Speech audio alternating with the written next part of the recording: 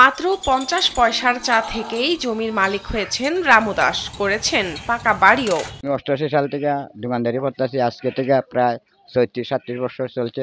এই দোকানে প্রিয় আমার সংসার। বাবা অসুস্থ হওয়ায় মাত্র ১৪ বছর বয়সে চা বিক্রি করে সংসারের হাল ধরেছিলেন রামু।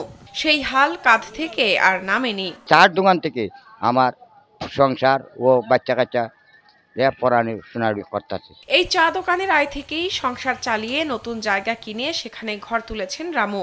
ছেলেদের পড়াশোনা করাচ্ছেন, বিয়ে দিয়েছেন বোনদের। এটা থেকে আমি দুইটা ছেলেরে পড়াইতেছি, এটা থেকে আমার একটা দুইটা ননদের আমি বিয়া দিছি। স্যান্ডেলিনা সো, রূপচর্চায় আভিজাত্য। সুনামগঞ্জের দিরাই উপজেলা সদরের হারানপুর রোডে রামুর এই চায়ের দোকান। এলাকার লোকজনের অবসর কাটে রামুর দোকানে। শ্রুতি স্টোরে আমরা বিকেলে চা খাই, রামুদার দোকানের চা খাই। রামুদা খুব ভালো চা বানায়, আমরা খুব তৃপ্তি পাই।